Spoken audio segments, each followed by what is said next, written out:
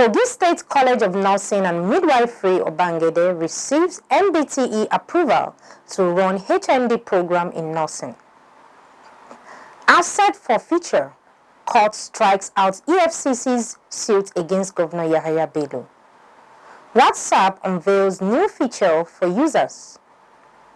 Dozens of bodies float ashore in Libya after migrant boats sink.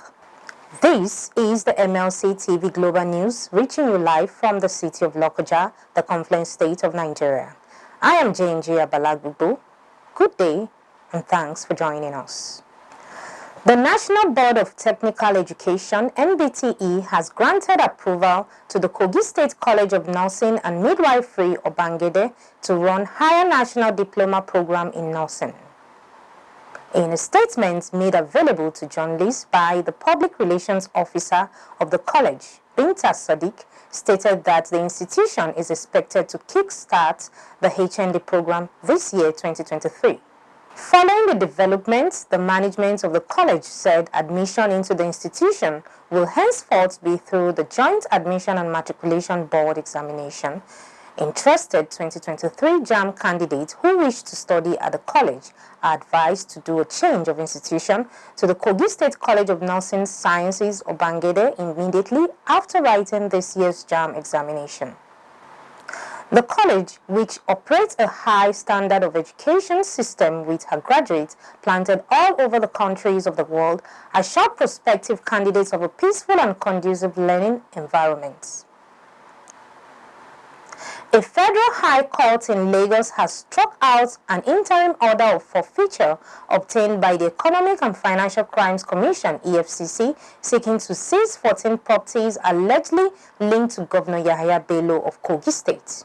Justice Nicholas Oweibo struck out the suit on the ground that Section 308 of the 1999 Constitution prevents the institution of any criminal or civil case against a sitting governor or the president. The judge had on February 22nd granted the temporary forfeiture order following an ex parte motion filed by the anti-graft agency seeking to seize 14 properties located in Lagos, Abuja, and the United Arab Emirates, UAE. The court also directed EFCC to make publication in 2 national dailies for any interested parties to show cause why the order should not be made absolute. However, consequent upon the publication of the preservative order, Governor Bello had filed notice of intention to oppose and an application seeking the vacation of the interim forfeiture order. The governor premised his application on the ground that the property listed were not proceeds of unlawful act as they were acquired long before he was elected as KOGI State Governor and could not have been acquired from KOGI State funds. He further stated that by Section 308 of the Constitution, the EFCC is prevented from instituting any civil or criminal suit against him. He also protested the illegality in the filing of the suit by the EFCC on the ground that the case was in flagrant disobedience to a state high court order which restrained the EFCC from investigating any account of the KOGI state government pending the determination of the motion on notice. He stated that the interim forfeiture order was obtained by either suppression or misrepresentation of facts by the Commission. The governor also said that the Proceeds of Crime Act could not take effect in retrospect as the properties in dispute were acquired before he became KOGI State Governor. He said the validity of the Proceeds of Crime Act 2022 was being challenged at the Supreme Court. MultiChoice has reviewed its monthly subscription. It says the upward review of DSTV and GoTV packages was due to the rising cost of business operations.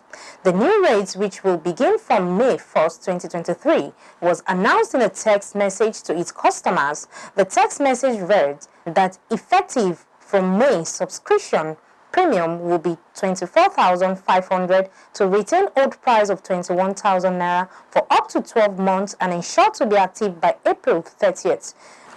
With this development, Polls understand that the price on the Compact Plus bouquet will increase from 14,250 naira monthly to 16,600 naira. Monthly subscription for Compact will increase from 9,000 to 10,500, while subscribers on Confirm package will pay 6,200 compared to the previous 5,300 naira. The subscriptions for DSTV Yanga and Paddy Bouquet will rise to 3,500 naira and 2,500 naira respectively, as against 2,950 naira and 2,150 naira. For GoTV subscribers, the price for Super Package will increase from 5,500 naira to 6,400 naira, while GoTV Max increases from 4,150 naira to 4,850 naira.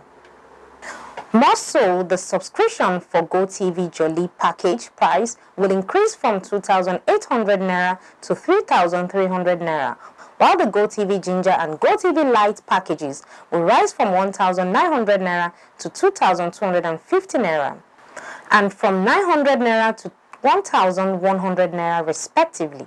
This is coming barely a year after the pay TV firm increased its subscriptions rates. The Police Service Commission has approved the appointment of 12 commissioners of police to different state commands in the country. Head Press and Public Relations Ikechukwani made this known in a press statement in Abuja, and he stated that the new commissioners of police are Mohammed Hussaini Gumel, posted to Kano State Command, Haruna Gabriel Garba, Federal Capital Territory FCT Command Abuja, Tajuddin A. Abbas, Delta State Command, Oladimeji Yomi Olarewaju, Ogun State Command, Taiwo Jesu B. Ondo State Command, and Julius A. Okoro, Benue State Command. Others are Romokere Ibiani, Bayelsa State Command, Mohammed Bunu, Yobe State Command, Garba Musa Yusuf, Kaduna State Command, Garba Ahmed, Zamfara State Command, Hayatu Kegama Ali, Sokoto State Command, and Aliyu Musa, Katsina State Command. He noted that the chairman of the commission, Dr. Solomon Arashe, called for greater dedication to national duty from the new state command co-commissioners. According to him, Arashe said the new posting comes with a lot of commitment and innovativeness and demand of them total loyalty to the Nigerian nation.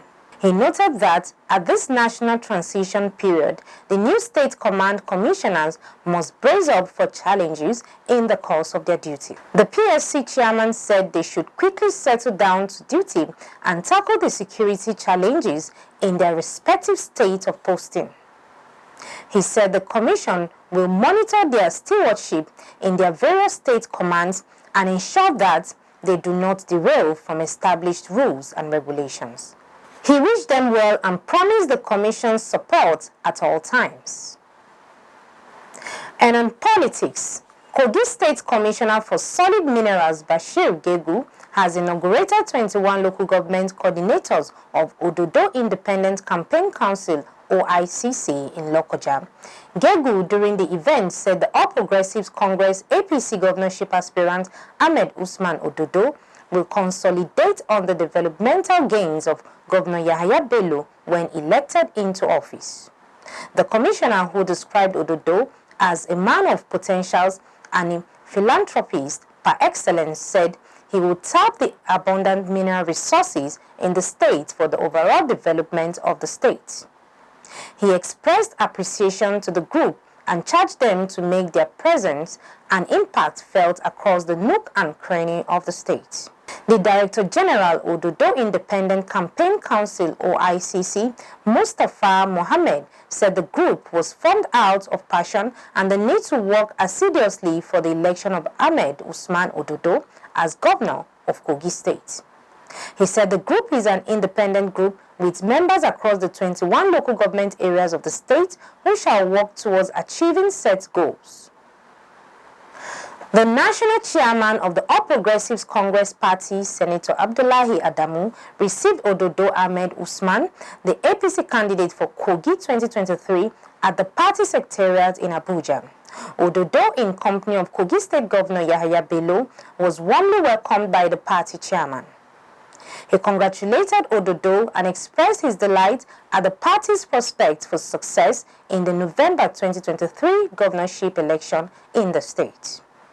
In his response, the APC governorship candidate ODUYO promised not to disappoint the party and the people of Kogi State. He stated that he would build on the legacy and achievements of the current administration of Yahaya Bello when elected. Usman ODUYO thanked him and the leadership of the party for the peaceful conduct of the party's primaries in Kogi, which he won, and others in Bayelsa and Imo states respectively.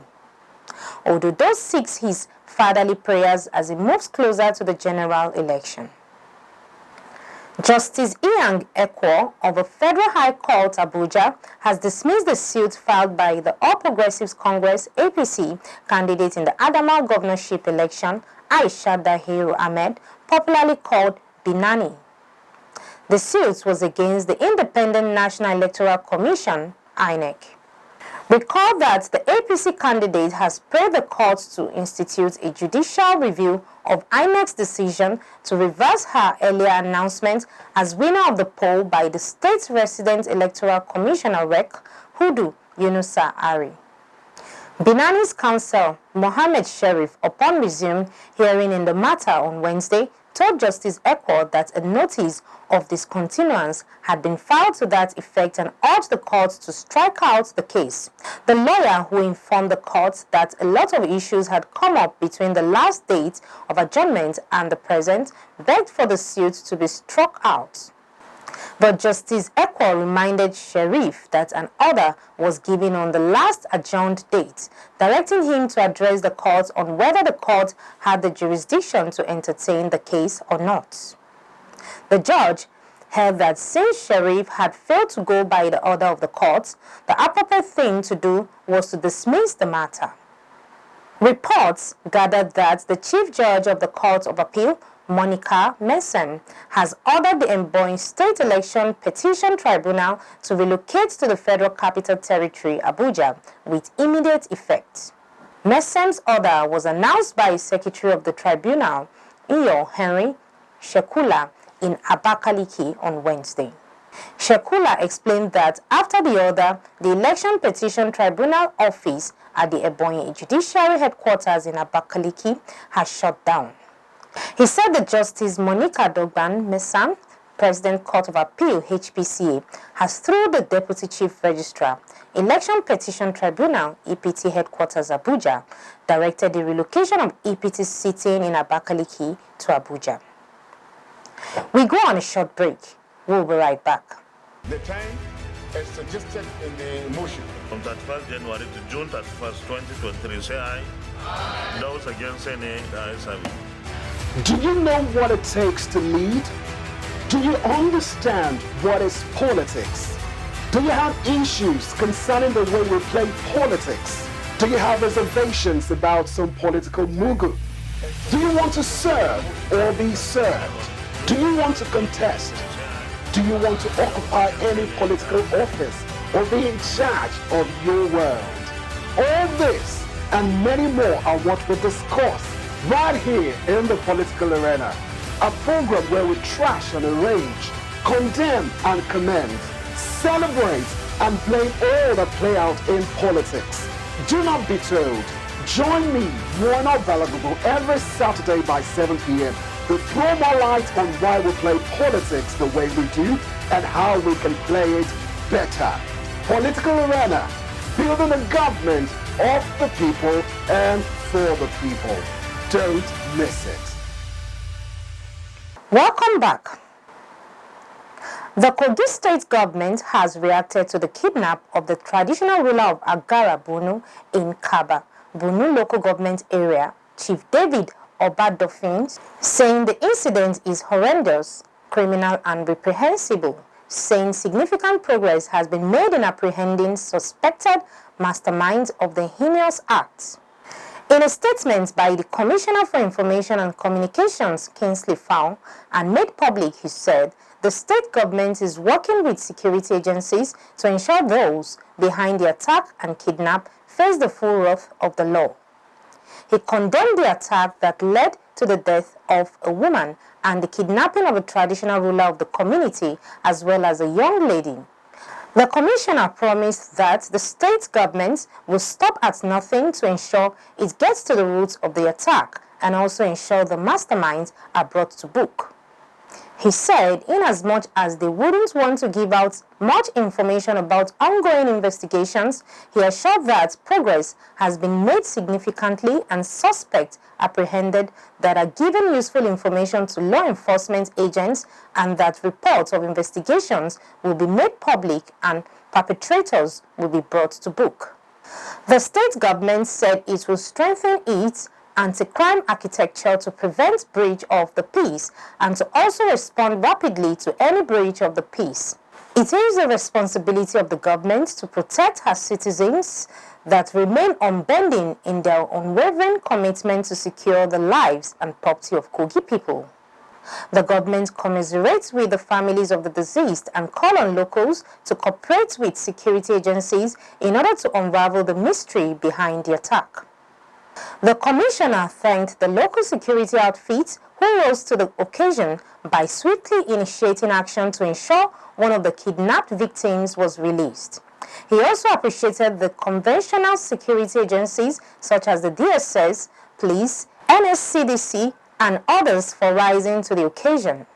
The judiciary has been commended for upholding the laws of the land and sanitizing the society against evils and criminalities by men who in some cases operate under the cover of religious and humanitarian activities.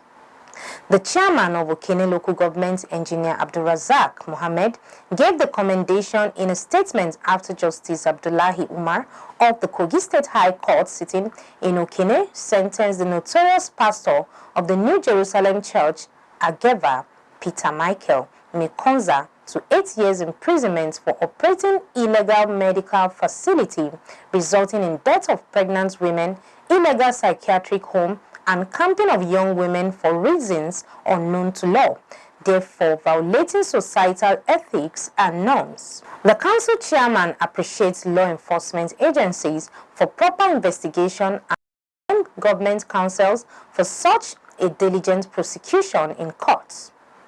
He reiterates government's commitment to continue the war against crime and criminalities in the state. He advised the people to always patronize only registered medical facilities as religious houses are not licensed to diagnose or carry out any form of medical treatment. Abdulrazak warned the people, especially youths, to learn from this and always engage in legal and productive ventures.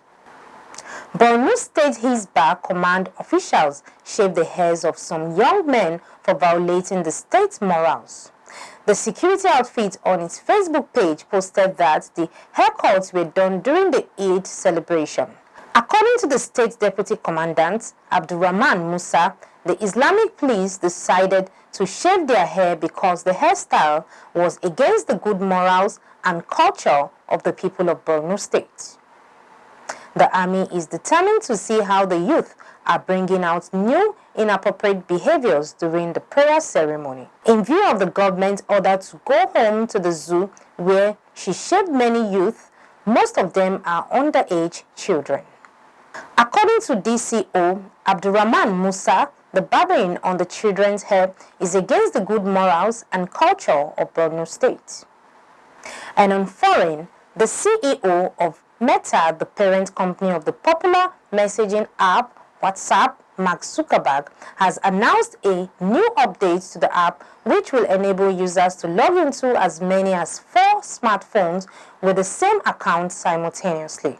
In a statement posted to his verified Facebook page on Tuesday, Zuckerberg wrote, "Starting today, Tuesday, you can log into the same WhatsApp account on up to 4 phones."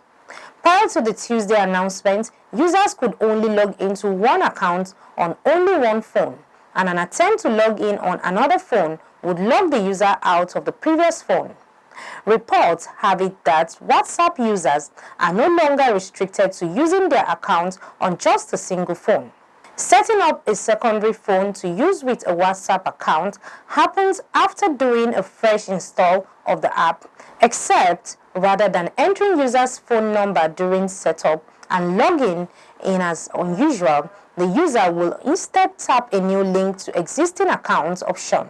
This will generate a QR code to be scanned by the primary WhatsApp phone via the link a device option in settings. The new feature works across both iOS and Android devices according to The Verge. Although the original phone that signed into the WhatsApp accounts is considered the primary device, it is not necessary for it to be turned on in order to receive messages from other phones, Android tablets or desktops. WhatsApp, however, says that it would log out other devices if the primary smartphone is inactive for more than 14 days. Also, users can manually log off connected devices from their primary device. A former Sudanese politician wanted for alleged crimes against humanity has said that he and other former officials are no longer in jail following reports of a breakout. Ahmad Harun was among those being held in KOGI prison in the capital, Khartoum, who are facing charges by the International Criminal Court, ICC. A ceasefire between fighting military factions largely appears to be holding, but there are doubts about both parties' commitment to a lasting peace. The conflict, which began on 15th April, arose from a bitter power struggle between the leaders of Sudan's regular army and a rival paramilitary group. Reports emerged earlier this week of a prison break at KOGI, where Ahmad Harun was serving a sentence alongside Omar al-Bashir, Sudan's former president. Harun confirmed in a statement on Tuesday aired on Sudan's Teba TV that he and other fellow former officials who served under Bashir had left the jail, but said he would be ready to appear before the judiciary whenever it was functioning. In an audio message circulating on social media, Harun claimed he and other former officials had decided to leave with the help of prison guards and the armed forces. Bashir was ousted by the military after mass protests in 2019 and had been serving a jail sentence for corruption. The 79-year-old has also spent periods at a military hospital and was moved there again before hostilities broke out, according to sources quoted by the Reuters news agency. His current whereabouts are unknown. Bashir is accused by the ICC of leading a campaign of mass killing and rape in Sudan's Darfur region, which he denies. Meanwhile, Harun faces 20 counts of crimes against humanity and 22 counts of war crimes also allegedly committed in the Darfur region between 2003 and 2004, when he served as the country's interior minister. The charges include murder, rape, persecution, and torture. Harun has also previously denied the ICC charges, which were brought against him in 2007. He was arrested in 2019 following the coup against Bashir. Since then, the country has experienced frequent unrest and several other coup attempts. Warring factions in Sudan has agreed to a 72-hour ceasefire, which took effect midnight on Monday. It is the third suspension of fighting since violence erupted this month, but the others did not hold, thus creating a window for Nigeria and other countries yet to evacuate their stranded citizens to do so. United States Secretary of State Antony Blinken said the 72-hour pause in fighting had been agreed between the army and the paramilitary rapid support forces. After 48 hours of negotiations, both sides in the conflict independently announced their involvement in the ceasefire. Since the violence began, residents of the battle-scared capital Khartoum have been told to stay inside, and food and water supplies have been running low. About 5,500 stranded Nigerians, including students, have expressed readiness to be evacuated, just as the CEO of Air Peace Airlines, Allen Onyema, has offered to airlift them free. At a recent March for Land Day, Jamil Saad, denounced the nationwide protest against controversial judicial reform plans that have convulsed Israel since the start of the year. The Israeli protests are calling to get the status quo back to claim back democracy. Jamil is one of Israel's approximately 2 million Israeli Arabs. Israeli Arabs are Palestinians and their descendants who remain in the land which became Israel in 1948. They comprise about 20% of Israel's population. While they are officially citizens of Israel, many estimates and polls vary, self-identify as Palestinians. Hundreds of thousands of demonstrators have been on Israel's streets weekly. They have been demonstrating against the right-wing government's proposed reforms that would radically increase its control of Supreme Court appointments and decisions. In the face of the uproar in Israel's towns and cities, Prime Minister Benjamin Netanyahu's coalition has now put the reforms on hold at least until the Israeli parliament, the Knesset, returns from recess on 30th April.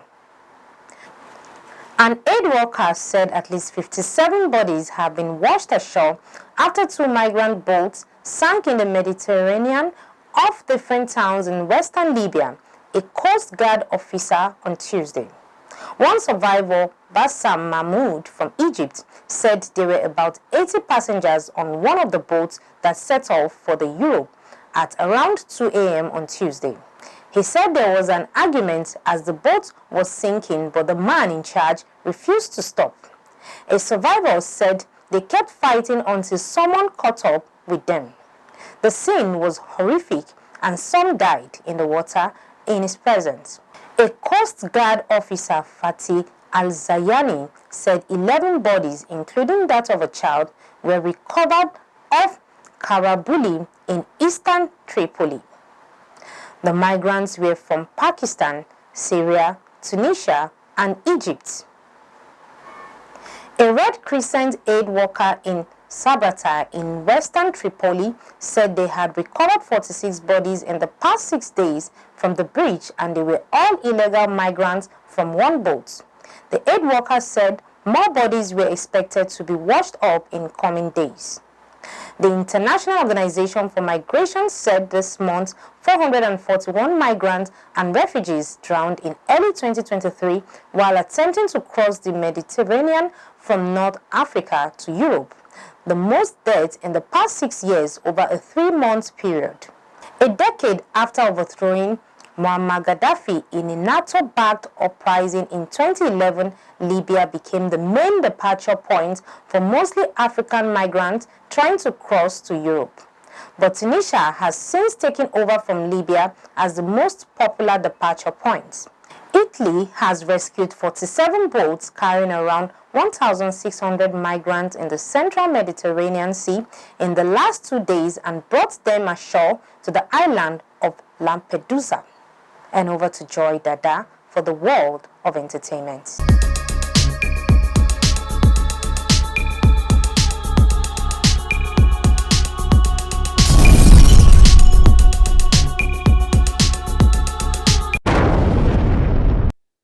Welcome to our entertainment world. I am Joy Dada. In Africa, Tecno, a leading technology brand, is powering this year's edition of Nigerian Idol as the smartphone sponsor, bringing cutting-edge innovation to the show and promising viewers a spectacular viewing experience. Tecno's commitment to delivering top-tier technology aligns perfectly with Nigeria's Idol mission to provide premium entertainment and discover new talent. Tecno aims to inspire individuals to reach their full potential by unlocking their best selves through innovative technology, hence the partnership which promises to empower contestants and viewers with great offerings. Past winners of the Nigeria Idol include Timi Dakolo, Omaomi, Mercy Chinwo, Kingdom, and Progress, and they have become superstars and inspire many Nigerians with their music and talent. Still in Africa, after 5 years of delivering compelling stories and cultivating a strong following on YouTube, The Men's Club is back for its first season, this time on Prime Video. The web series is switching things up and heading instead to the streaming platform. The move has been met with a wave of backlash from fans of the show online, With season 4 set to debut soon, it's unclear how the series will be received. Crossing over to Europe, Hollywood actor Vin Diesel has shared that "Calm Down," a catchy song by Rema, the talented Afrobeat singer, is currently his favorite track. Diesel opened up about his musical preference during an interview at the European Gala for Guardians of the Galaxy Volume 3, an eagerly anticipated Marvel Studio film held in Paris. When asked about his favorite song at the moment, Diesel revealed that his daughter had a significant influence on his choice as she loved to sing "Calm Down" around their home. Thanks for joining me. I am Joy Dada, reporting for MLC TV.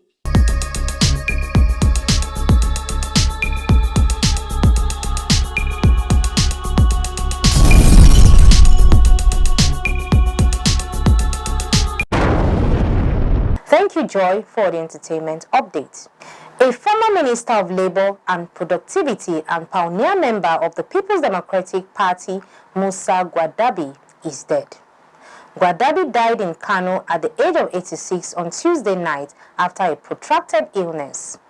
A relation of the late elder statesman Nasiru Gwadabi told reporter, Musa Gwadabi, who was a minister during Olusegun Obasanjo's first tenure from 1999 to 2003, was also secretary to Kano State Government during the tenure of late Sabo Bakinzuo and was a member of several boards. Until his death, he was a member of the All Progressives Congress (APC) and board chairman, Industrial Training Fund (ITF). He is survived by 12 children, great-grandchildren, and relatives. He has since been buried according to the Islamic rites at his residence in Kano. A policeman serving under the Kwara State Police Command, Taye Atobiloye, has died in a cell at the D Division of the KOGI State Police Command. It was gathered that, as punishment for his absence without permission, Atobiloye was detained in a cell. Atobiloye, who was attached to Oke Onigbin Division, was part of the policemen posted to the Zone 8 Command, Lokoja, but when he resumed, he didn't come for work for 2 days and was punished by being detained in a cell for about 8 days. The spokesperson for the Zone 8 Command, Ruth Awi, who confirmed the development, said Atobiloye, after reporting for special duty at the command, absconded from duty and was nowhere to be found for 2 days until policemen found him drunk.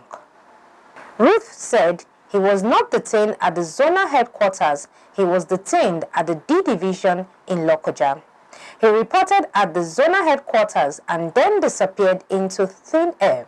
There are punishments for people who abscond from duty without any excuse. But in his case, he did not only stay away from work, he was drunk when he was found. According to her, the corps was detained for him to get himself, adding that he died in custody. And that is the size of our package today. Kindly share and subscribe to our YouTube channel, Malachi TV. Like and follow our Facebook pages, MLC TV and MLC TV2. Instagram, MLC TV 2021. Twitter, MLC TV1. For your events, coverage, appearance on any of our programs, contributions, comments, advert placement, or sponsorship, please call or send SMS to any of our numbers displayed on your screen. Join Malachi TV online on weekends to watch our various programs: Saturdays, 7 p.m. Political Arena, Sundays, 6 p.m. Women's World, and Mondays, 9 a.m. The Opinion. It is Malachi TV, reaching everywhere, informing everyone. Please be your brother's keeper to build a happier and a better society together. I am Jane Balagbubu. Thanks for watching.